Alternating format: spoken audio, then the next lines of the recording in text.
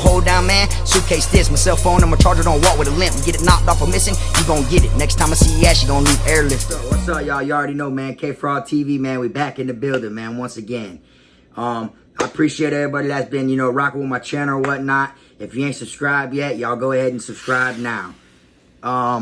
Anyways, today I'm gonna go ahead and I'm gonna chop it up with y'all a little bit about prison barbers. Now, a couple people wanted me to do a video on the barbers and how it is with the barbershop or whatnot. So I'm going to go ahead and I'm going to break it down from my experience and everything I went through and everything that I witnessed and all that stuff like that. Believe it or not, being a prison barber is basically, you know, that's a mean hustle, you know. And, you know, like, don't get me wrong, you have the ones that work, you know, up top, like where you first come in the chain gang at, like when you first come in and they shave your head or whatnot, you know, they basically, you know, they're in the police face all day. So, you know, like they're like, there's more eyes on them than anything, you know what I'm saying? So, you know, they'll cut your hair 5 little times like that, and whatever's left, that's it, you know, shit like that or whatnot. It depends on who it is. But them ain't really considered barbers. Now, those are just the people to me that work inside intake when you first come in. Now, the ones that actually work in the barbershop, it's a mean hustle. You know, everyone's got to hit the barbershop. You know, everyone's trying to get a fresh cut, trying to get a tape or whatnot. So you have lines standing outside the barbershop out there in the sun every day. Like literally, you'll get turned down 100 times, even more than that, before you get out of prison. Like you'll stand in line on a blank mission for nothing. You know, everyone needs a haircut. When canteen opens, so does the barbershop. They say canteen and barbershop open. That's when, you know, that's when it's time for you to go hit the barbershop. Now, you might be in line or whatnot, and you're like the 6th, 7th person in line. You know, you've been standing out there forever. You know, you've been out there for a while, you know, in the sun or whatnot. However many chairs there are in the barbershop, that's how many the officers normally allow in the barbershop at the time. Now, the thing about the barbershop is the police ain't in the barbershop. I mean, at the camps I was at, they weren't. They work outside around the canteen window, and they orchestrate the canteen lines and stuff like that. They don't really work in the barbershop. They might go in there and pop their head in there and everything, but there isn't no officer inside the barbershop at all times. So you might be in line or whatnot, 6th, 7th person, like I said, and you're making your way up to the front of the line. Now you're the 2nd, 3rd, or whatever. But you got people that come and cut and go inside the barbershop and go up to a barber and be like, here, bro, let me get a cut, you know? And they ain't wrong. Them barbers ain't wrong when they take someone, you know, that is paying, you know, instead of someone that isn't paying. I mean, they're wrong due to the fact there's a line out there, but at the end of the day, like I said, it's a hustle.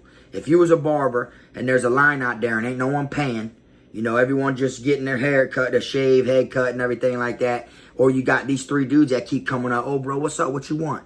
You know, like they'll go buy you a hot Chipotle bacon burger and a drink. You know, that's $5 right there. They're paying $5 for your haircut. You know, they just bought you lunch. You see what I'm saying? So, like, it's a mean hustle being a barber. Like, you know, they, depending on who you are, like, if you got face, like, which means your face card's good, which means if people fuck with you or not, it depends on who you are, and it depends on who the barber is, if they're going to do good on your haircut. You know, you're not supposed to get a tape in prison. You know, they call it scalping. You know, it's not supposed to be sculptured. You know what I'm saying? So they don't want it sculptured. You know, they'll literally, some officers, you know, be a dickhead or whatever and see you got it sculpted or whatever, and they'll literally make you go back and get a 0 and cut everything off because they don't want no tapes or no edge ups and stuff like that. And then again, like I said, depending on who the barber is, he might hook you up, give you a tape or whatever. A lot of them be like, I ain't doing no fades, because then they start getting in trouble from the captains and shit and might lose their job when they see inmates walking around with fresh tapes. You're supposed to just get a haircut. It's supposed to be a 0, you know, but all their equipment is locked up. The officer has to come there and unlock their little boxes or whatever for the little stations and stuff like that. Now, it isn't like you see in barbershops where everything is, you know, sanitary and all that stuff. It's not really like that how it is in prison, okay? The way it was where I was at, you had a little mirror on the wall when you walk in, but it was really a 99-cent prison mirror, which people, you know, you could buy them on Canteen. It's just a little shiny little square plastic looking thing. It's like this big. A piece of that was only broken. So it was like a piece this big, and it was on the wall, taped. And then right there's a thing of clippers, and then a broken toothbrush. And then the toothbrush is to, you know, clean the hairs off or whatever. And then now it's your turn to shave. You're supposed to shave and then clean it, like brush it off, put it back, and then walk outside. And the next person in line, you know, they're gonna go in there. You see what I'm saying? Some camps, if you're getting a haircut, they'll do the haircut and they'll shave your beard. But inmates don't really like to shave your beard. You know, they're not getting paid to do this. So they kind of feel like, you know, they're trying you or whatever. You know, they feel like, you know, they feel like you're trying them, I mean. They feel like, you know, they'll do your haircut real good and leave you like this. You got to go out there. You either hit that damn line right there, or, you know, you either stand right there and hurry up and hit the shave reverse before you get out there, or you're going to have to stand in that line. You know, so it ain't really it's not real, like, clean in there or whatnot. So, but it is a mean hustle, you know. And it depends on who you are. Like I said, if they want to scalp your hair or do whatever they're gonna do, or you know, if they fuck with you, they fuck with you. You know, like me, I had homeboys that worked in the barbershop. When me and my dogs hit the compound, we walk in the barbershop or whatnot. You know, we didn't skip the line. I mean, unless it was urgent. Like if it was urgent, like if I had Vizzo coming up later this afternoon or in like an hour or two, and this is the last time they're gonna call a barbershop, then I need to get in line. You get what I'm saying? Now, I'll pay someone for their spot in line, or I'll be like, hey bro, hold my spot right there. You know, like, and walk around and do what I gotta do. Regardless, I'll get my hair cut. Now, when I first went to prison, it was mandatory you get your hair cut. You'd be standing in line in the chow hall or anywhere, and an officer would grab your ID off your shirt, and he'd go like this with it. And if you hear that noise, where it sounds like hairs, he'll get back and be like, go to the barbershop. Like you weren't allowed to have hairs. You like right here. You know, you had to have your hair look legit. Like when I first went to prison in the Panhandle, you had to have everything like perfectly like cut off. You know, and then you might not get, they make you go to the barbershop right then and there. And then like, you might not even get to eat now. Because now you got to hurry up and hit the chow hall. They'll be like, go hit the barbershop, and you may be able to eat when you're done. And now it's like, damn, so now you're rushing across the compound to get your hair cut and everything. And then, you know, you might get over there, and now there's an officer yelling at you because you're trying to get your hair cut. And you're like, what you mean? Sarge just sent me over here. And it's just, you know, they got you running around like a chicken with your head cut off. So then they passed the rule, and this is when I hit Charlotte, is when it was in effect. They passed the rule to where it could be like a 1/4 inch or something like that. So then I'm used to, like I said, in the Panhandle, I was used to where, you know, you look clean. You'll be at Vizzo. You might go to Vizzo and they strip search you before you go in, and they might strip search, and before they even do the strip searching part, they'll see you and they'll be like, oh no, go cut your hair, and have your peoples up there waiting. You got to go to the barbershop real quick. You might go there, the barbershop might be closed. They might not have their equipment. You know, they never know what it is. So it's like, you know, they basically, you know, they fuck with you a lot. So once they change the rules and that law or whatever to where it could be like a 1/4 inch or whatever it is, at Charlotte, you could not hit the barbershop. Like, they didn't give a damn how rough you look. You know, it doesn't matter what it is. You be like, man, come on, Sarge, I got to hit the window, man. I got Vizzo. They won't give a damn. Like, they let you go there looking all roughed up and everything. At Charlotte, they didn't care. They didn't give a damn what it looked like. You know, so, you know, but being a barber in the chain gang, you know, I salute to the barbers. Like, because they literally, like, you know, they learn that, and then they come out, and there's people like on the streets, you know, that literally are raw from cutting hair, and they learned by cutting inmates' hairs. You know, like they learned, you know, they got their hands on it or whatever, and they learn. They come home, they go do the little course in school or whatnot, get their little barber's license, and then boom, next thing you know, they're working at a barbershop. They're renting a chair out, and now they're cutting hair. You see, so I like I said, I salute to the barbers or whatnot. You know, like a lot of shit does go down in certain barbershops. You know, it's a blind spot. You know, I had a homeboy one time. He got wet up in the barbershop. A homeboy of mine personally, but people get hit all the time in barbershops and stuff like that because it's a blind spot. It's like it's a room and there's no one in there but inmates. You know, so, but my homeboy ended up getting $150 or whatnot. He was a blood. The east side and west sides was going to war or whatever, and he got wet up by his own brothers because he didn't want to rock out against the other side. That was his homeboy from the streets. You know what I'm saying? Like, he was an east side blood, and then his homeboy from the streets, from his neighborhood, was a west side blood. But the east side and west sides were going to war, and he didn't want to wet someone up he knew from the streets, you know, due to the gang shit. So his own brothers ate him. You know, they wet him up in the barbershop. But, like I said, you know, that is a mean hustle. You know, when I was at, DeSoto or whatnot, I was there my last, you know, couple months or whatever before I was going to go home. I think it was 90-something days or 70-something days, or maybe 100 days. I'm not sure exactly how many days. But when I was there and I sat down in the chair and I got my hair cut or whatever, I remember the barber, you know, he was, and then I said, yeah, I want a tape, you feel me? I said, I'll pay you $2 or whatever I got to do, you feel me? So he was like, so as he's cutting my hair or whatever, he's like, oh, I could tell you ain't, you know, you ain't no, like, one of them white gang members like Aryan or anything like that or what's not. And I said, oh yeah, why you say that? He's like, oh, because they don't allow you to get a tape. I'm like, what? He's like, yeah. I said, oh yeah, that ain't happening with me. I've always got a tape my whole life. You get what I'm saying? So that's what I, you know, because after a while, when you just keep getting them zeros, it pushes your hair back. It pushes your head, you know. But so I thought that was crazy though. That's what he told me, you know. He was like, yeah, man. He's like, any of them, they sit down, they don't even, some people won't even cut you.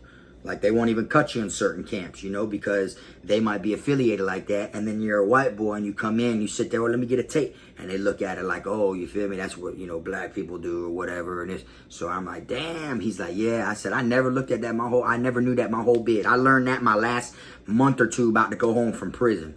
I'm like, damn. So you learn something new every day. But like I said, man, that's a mean hustle. Like for real. Like, just think about it now. Say every day someone's coming to you to pay you. People you don't even know.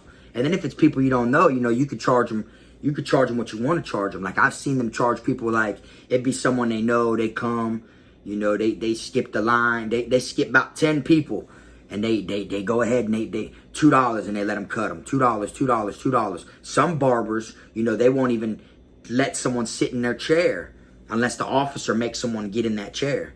Like, you know, they'll act like they're full. Someone will come in, hey, what's what? He'll be like, nah, bro, I ain't cutting none right now. And then he'll wait. Or behind the police battle, be like, hey, $2.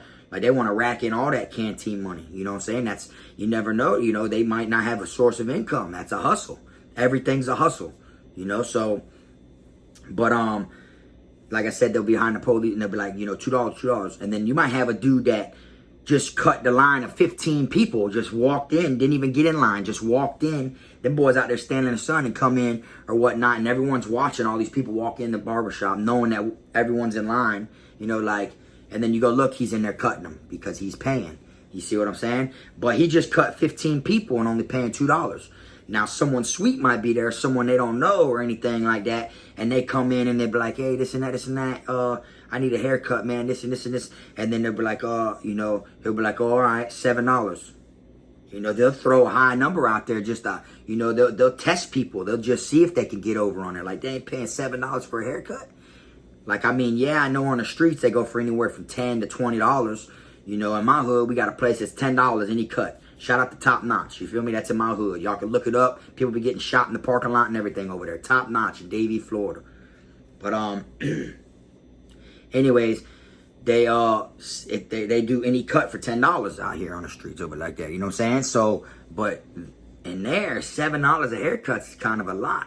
You know what I'm saying? So, like, I ain't paying $7. You get what I'm saying? But you have a lot of people that really get their hair cut, you know, inside the dorm. You know what I'm saying? Because believe it or not, you know, there are some raw ass barbers. And, you know, the ones with the clippers, yeah, people can learn that. But I really want to shout out the ones that cut hair with just a comb with a razor on it. You see what I'm saying? Like, if anyone's been to prison, you know, they probably had their hair cut like that. Man, there's people that get these combs. When I came home from prison, my dog cut me up before I left. And literally they get a comb and they get a razor blade and they put the razor blade, how the comb has the little prong sticking out. They put in the razor's a rectangle and there's a circle up here and a circle down here. They stick a prong through it and a prong through it and they flush it with the thing. And then it look, as they're combing your hair, it's cutting it. You know, like they do some raw stuff cutting hair with just razors and a comb. You know, like they literally do. Those are the real raw barbers. You'll be in your dorm and someone will cut you up. You know, someone will literally sit there and it sounds like it's a mission. It sounds like it. But really, if you've ever had it done like that, it'll blow your mind how they do it. I mean, your hair ain't long all the way down to your... It ain't like your hair is so long it's going to take 2 days to cut it or nothing like that. It ain't nothing like that. You know, your hair is already pretty much short. You're in prison. You get what I'm saying? So, but, like I said, man, there's some raw, talented people, man, that cut hair with just a comb and a razor blade. You know, and shout out to them because they really be the ones that I feel like are real raw when it comes to being a barber. When they're, you know, and that's some chain gang shit. You know what I'm saying? They can make a killing. They literally will be sitting there and they'll be cutting you up, and it looks like they're just combing your head, but really they edge you up and everything, bro. It's raw. They'll take the blade off, line you up for your cut, all that. You know, they're pretty raw. You know, so shout out to the ones that do it like that. And them, they can get top dollar because here they know you can't get in the canteen line. You know, it might be urgent. You might need a haircut right now. They just called you for Vizzo and you didn't get to hit the barbershop in the last 2 days. So now you're like, damn, you're all worried about it and shit like that. And your dog be like, bro, I got you. You know, so a lot of people, like people that are bosses and shit, people that got money and people that, you know, always want to look right when it's time to look right, they keep a barber on deck. That's what you're supposed to do. Because you don't want to rely on the barbershop at all times. You never know. Someone could get wet and they shut the pound down for now. It's time for Vizzo, they're going to go ahead and escort you to the VP. Anyone who's got Vizzo, they're going to come get because it's controlled movement.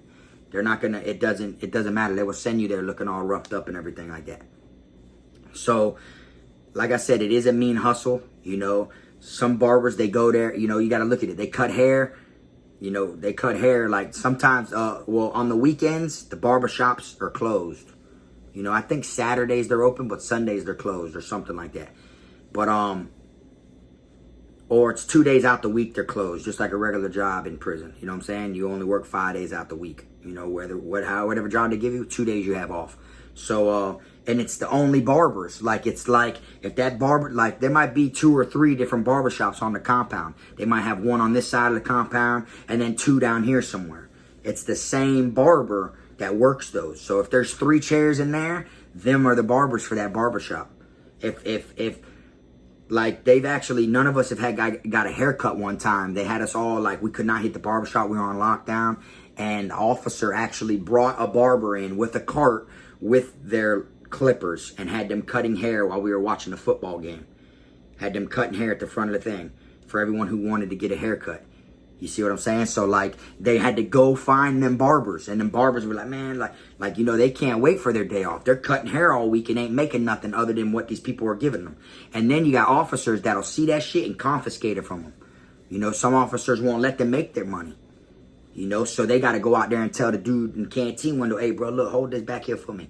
And then, you know, at the end of the day, they'll collect it all and clear it. They can't leave it in the barbershop. It ain't like they're going to have canteen in there piling up, look like a real, like they're hustling and stuff like that. They can't do that just in case the white shirt, which is a captain, comes down there or whatnot, you know, or anything. It can't look like, oh, they over here selling haircuts and gambling and shit. This is prison. This ain't, you know, so, but them prison barbers, man, you got some good ones and you got some bad ones. I ain't never had no bad ones, you know. I mean, and what I mean by bad ones is ones that catch attitudes, ones that don't give a damn about you. They just hurry up and do what they got to do. You know what I'm saying? Like, I was always respected, so it's kind of different. You know, when you come in there, you know, they cut so many heads, they won't even remember whose head they cut.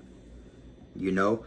But, you know, that's pretty much it when it comes to the prison barbers, you know. Like I said, that's a blind spot. There's no cameras in there. There's, you know, they didn't even have cameras when I first went to prison. But they do have cameras in certain areas now in prisons. But that is a blind spot. My homeboy got wet up in there. There's been plenty of people get wet up in there, you know, left and right. And it's just, it's like a hangout. It's like a hangout. Like you go in there and there's hair all on the floor and stuff. And you'll have a dude that's in there vibing with his homeboy. And then when the officer go to walk in, he'll grab a broom, make it look like he working, like he's sweeping. Officer be like, no, put that broom down, get out of here. Like they're steady. They know who the barbers are. You know, they're steady. You can't fool them. I mean, you can get away with it if the officer's straight and lenient. You know, he might come in there and be like, one per chair, which means that if there's 4 chairs, there should only be 4 other people in the barbershop besides the barbers, and one standing there shaving his face. You see what I'm saying? So I just remember being at Charlotte CI, holding a little piece of mirror because the tape had so much hair on it, it wouldn't stick. So they had it land on a counter right here next to the clippers with the little toothbrush.